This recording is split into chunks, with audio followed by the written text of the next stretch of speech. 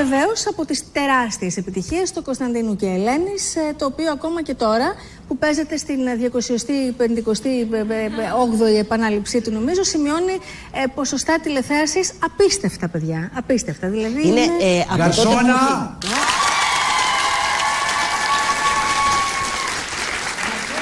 Πάλι χαλαλίζεις το χρόνο σου με ανέφελες και ανώφελες ξανθές. Α, εδώ είναι.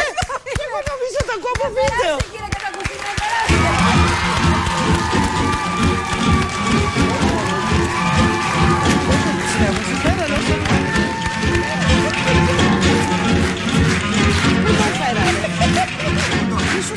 Τι σου κάνα, κάτω δίπλα του. Εσύ στην καρέκλα σου.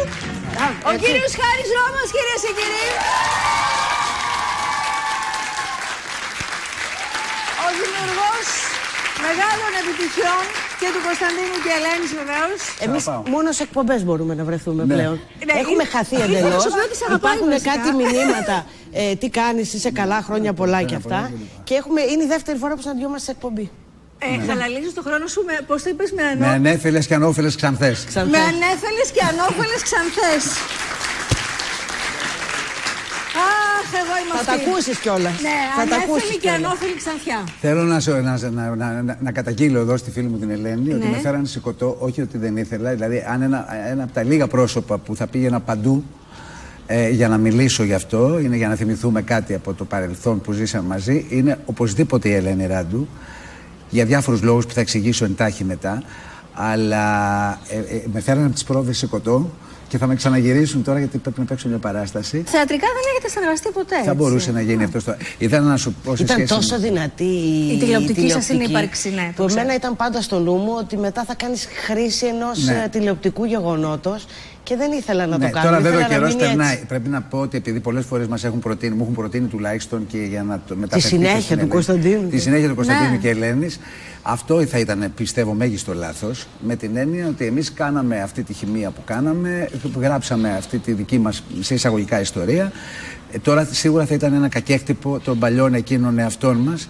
Και πρέπει να πω ότι ένα πράγμα που θαυμάζω στην Ελένη, θαύμασα και θαυμάζω και θα θαυμάζω σε όλους τους καλλιτέχνες από την Ελένη, είναι ότι ακολούθησε την πορεία της, μη χρησιμοποιώντας ουσιαστικά αυτή την τεράστια επιτυχία της σειράς, αλλά δοκιμάζοντας τον εαυτό της σε πολλά διαφορετικά πράγματα, και είναι από τους πολύ σημαντικούς καλλιτέχνες της χώρας μας που πραγματικά λειτουργήσε αυτοδύναμα. Ναι. Και αυτό είναι, θεωρώ, πολύ σπουδαίο. Είναι ίδιο ενός μεγάλου καλλιτέχνη. Το λέω και το πιστεύω. Συμφωνώ. Τώρα, αν ποτέ το φέρει το πράγμα, το κατάλληλο σενάριο, να βρεθούμε σε ένα πλατό κινηματογράφου πιθανώς ή στο θέατρο μαζί, που θα είχε ίσως και απήχηση για τον κόσμο, θα πρέπει να αξίζει τον κόπο η επάνωδος, αυτή το σμίξιμο ξανά, γιατί αλλιώς και οι δύο νομίζω θα είμαστε. Υπήρχε μια χημεία με το Χάρη που εξέπληξε και τους δυο μας. Και όταν τελείωσε η σειρά, ξαναβρεθήκαμε σε μια σκηνή στις Σαββατογεννημένες. Πάλι το ίδιο έγινε. Αχ, τι πλάκα που είχε αυτή. Τι ήταν αυτό το πράγμα. Δεν ξέρω τι συμβαίνει, αλλά όταν βρισκόμαστε οι δυο μας, δεν σταματάμε να γελάμε και οι δύο. Αυτό δεν θα το ξεχάσω. Αυτό ήταν κάτι σαν να πάταγες ένα κουμπί. Όταν έγραφες το ρόλο της Ελένης Βλαχάκη, είχες στο μυαλό σου τη Ραντού? Είχα στο μυαλό μου δύο ηθοποιούς μόνο. Όχι, δεν ξέρω αν σου δεν νομίζω ότι ήμουν εγώ. Εσένα, τη Δήμητρα Παπαδοπούλου και την Ελένη Ράντου. Και μάλιστα όταν το πρώτο διάβασα ήταν Δήμητρα. Πολύ περισσότερο Δήμητρα από ότι. Ναι, δουλεύοντας μαζί άρχισε να γίνεται λίγο πιο. Όχι, νομίζω ότι τώρα κανείς δεν μπορεί να φανταστεί αυτό το ρόλο χωρίς το θαυματουργό άγγιγμα. Μάλλον τη θαυματουργή ερμηνεία της Ελένης. Ναι. Και θέλω να σου πω ότι πέρασα μια φάση, το έχω πει και στην Ελένη, μεγάλη φάση, που κάποια στιγμή λέω δεν είναι δυνατόν, ξέρεις, κατά κουζίνα, σε όλη την καριέρα. Ωραία, κατά κουζίνα. Το οποίο μου είχε επιτρέψει, δεν ήταν γραμμένο, μου είχε επιτρέψει να το πω σε ένα γύρισμα. Και μετά, γιατί αυτά είναι. Άκου να δεις τι είχε γίνει με αυτή τη σειρά. Αυτή τη σειρά κανείς δεν την είχε για επιτυχία. Ναι, στο κανάλι ξεκίνησε ήταν outsider. Πολύ outsider Και εμείς, επειδή ξέραμε ότι δεν θα μας δει κανένα, ήμασταν απόλυτα ελεύθεροι. Δηλαδή, καμιά φορά τώρα που βλέπω και λέω ότι έχει αυτή η σειρά, έχει την απόλυτη ελευθερία. Ναι. Ήταν εντελώς αλογόκριτη, γιατί δεν πιστεύαμε ποτέ ότι θα τη δει άνθρωπος. Μας είχαν δε, επειδή δεν είχε μια καλή, ας πούμε, μια αγκαλιά από το κανάλι εκείνη την εποχή. Ήταν άντε να γίνει και αυτό. Μας βάλανε και απέναντι από σειρά η οποία έσκιζε. Ναι. Και ήμασταν ένα μαξί. Ποια σειρά έπαιζε τότε απέναντί σας? Τους δύο ξένους. Ψέματα. Και μας βάλανε για να περνάει η ώρα. Ότι τι να βάλουμε πάνω αυτό. Έλα, βάλε αυτό. Και χτυπάει τα νούμερα των δύο ξένων. Μετά αγαπηθήκαμε όλοι πάρα πολύ. Ναι, μετά το είχαν βρει όλοι από την αρχή, ότι εμείς από την αρχή το πιστεύαμε. Ψέματα. Ψέματα.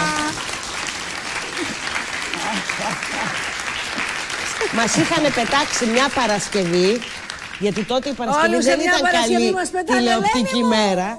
Λοιπόν, άκου να δεις, και αρχίζει να κάνει νούμερα αυτό την Παρασκευή και αρχίζουν να φτιάχνουν την Παρασκευή εξαιτίας του Κωνσταντίνου και Ελένης. Ναι. Για την Παρασκευή δεν βάζαν ποτέ καλό πρόγραμμα, επειδή ο κόσμος έβγαινε. Μην κοιτάς που τώρα δεν βγαίνει πια. Με βλέπεις πώς σε βλέπω, Γιάννη Λάτση, Ναι. Σου εύχομαι και μεγάλη Παρασκευή. Όχι, άλλες εποχές. Μακάρι και μεγάλη Παρασκευή. Τη μεγάλη Παρασκευή. Από την πρώτη μέρα που μπήκαμε στο πλατό, θα σε θυμίσω εκείνη τη σκηνή που είναι δηλαδή για μένα. την κυρία. Την κυρία, το θυμάσαι. Δεν υπάρχει αυτό. Κάνουμε την πρώτη σκηνή, την πρώτη σκηνή οι δυο μας, με ένα κύριο μεγάλης ηλικίας, ο οποίος τώρα νομίζω συγχωρέθηκε. Βρε παιδιά. Εντάξει, συγγνώμη. Αρχίζει. Ναι. Τώρα αυτό είναι ότι. Ναι, το φαίνεται αυτό πάλι. Όχι, αυτό με κάνει και γελάω και για πράγματα που δεν πρέπει να γελάσει. Εν πάση περιπτώσει. Και μια κυρία έτσι ηθοποιό που έπαιζε ένα μικρό ρόλο στο πρώτο την επεισόδιο. Την οικονόμο του σπιτιού. Ας πούμε. Ναι. Πρέπει λοιπόν αυτό να γίνει μονοπλάνο. Εμείς είμαστε στο γραφείο και μιλάγαμε με αυτόν τον κύριο που μας διάβαζε τη διαθήκη. Και η κυρία πίσω ανέβαινε τη σκάλα κλπ. Η σκάλα όμως ήταν ψεύτικη, παρότι έμοιαζε στο σπίτι αληθινό, και σταμάταγε σε ένα διέξοδο. Ναι. Έπρεπε να τελειώσει η σκηνή για να μπορέσει να αποδεσμευτεί. Να κατέβει η κυρία από τη σκάλα. Ξεκινάμε λοιπόν εμείς την πρώτη σκηνή, περνάμε μέσα στο αυτό, καθόμαστε με τον. Ανεβαίνει τη σκάλα η κυρία, καθόμαστε με τον κύριο που έπαιζε το ρόλο αυτό, ο οποίος κύριος είτε από τράκο άνθρωπος, είτε δεν ξέρω τι, είτε για διάφορους λόγους δικούς του. Δεν τα έλεγε τα λόγια. Για διάφορες λόγους. Δεν τα έλεγε τα λόγια. Δεν τα έλεγε. Ναι, όπου εμείς κοιταζόμαστε, είμαστε σοβαροί και δύο στο πρώτο γύρισμα, λέγαμε τα δικά μας, περιμέναμε, άλλα έλεγε πάλι αυτός. Ξανακοιταζόμαστε, τίποτα. Τρίτη, τέταρτη φορά ξανακοιταζόμαστε, στο τέλος μας πιάνει ένα γέλιο του τρελού και να μην μπορούμε να συνέλθουμε. Ο κύριος και κάνανε break. Αλλά κανείς δεν σκέφτηκε να ειδοποιήσει την κυρία να κατέβει, η οποία. Είχε ανέβει τις σκάλες. Ναι. Μισή ώρα περίμενε εκεί. Και μετά συνεχίζουμε τη σκηνή. Με το που λέμε stop η σκηνή, λέει ξεκαρφώστε την κυρία, λέει από τη σκάλα. Πάλι καλά. Ένας άνθρωπος βρέθηκε η ανθρωπίστρια. Ξεκαρφώστε την κυρία από τη σκάλα. Η οποία είχε μείνει καρφωμένη σε μια κόγχη και περίμενε. Δεν της είπε κανείς να κατέβει να κάνει διάλειμμα. Δεν της είπε. Δεν ήξερε τι να κάνει και καθόταν εκεί ότι θα συνεχιστεί. Ήταν τραγικό, ήταν κωμικοτραγικό. Ήταν κωμικοτραγικό, αλλά βέβαια αυτό το κλίμα συνεχίστηκε 2 χρόνια ολόκληρα. Χωρίς να τσακωθείτε ούτε μία φορά? Όχι καλέ. Εγώ κοίταζα τι ώρα. Παιδική χαρά. Ακριβώς. Άρχιζε το γύρισμα 9 και από τις 7 ξύπναγα με τέτοια χαρά ότι θα πάω για να γελάσω. Γιατί άρχιζε το γέλιο από τις 8 και 4 που ήμασταν στο μακιγιάζ. Πολύ γέλιο. Και μην φανταστείς, τότε δεν υπήρχαν ούτε τα φοβερά. Πώς θα ντυθούμε, τι θα κάνουμε. Ό,τι βρίσκαμε, βάζαμε. Ό,τι το μαλλί ποτέ έτσι. Το λέει αλογόκριτο. Είχαμε αυτό ότι δεν αυτολογοκρινόμαστε κιόλας. Σε πολύ μεγάλο σημείο και ίσως αυτό το αυθόρμητο το κάνει έτσι να έχει ένα διαχρονικό χαρακτήρα. Δεν νομίζω εγώ αν ήξερα ότι θα γίνει τέτοια επιτυχία ότι θα έλεγα ποτέ το μωρί κατά κουζίνα. Δεν θα το τολμούσα. Κοίτα καλέ ένα αποθυμένο που έχει κατά κουζίνα.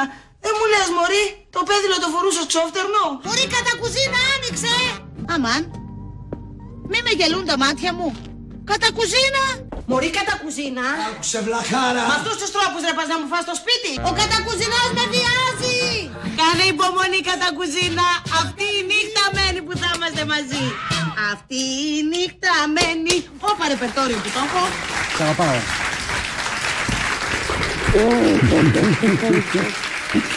Να είστε καλά. Χάρη μου, σε περιμένουμε και σένα Ξέρεις για πολλά χρόνια ότι νομίζανε ότι ο Χάρης είναι ο άντρας μου. Βεβαίως. Τόσο πολύ σε Ναι, τα παιδάκια τα μικρά έλεγαν πού είναι άντρας σου, πού είναι άντρας σου. Και άλλωστε μοιάζω πολύ και με τον Βασίλη Παπακοσταντίνο. Ολόιδιοι. Ένα χειροκρότημα στον κύριο Χάρη Ρώμα.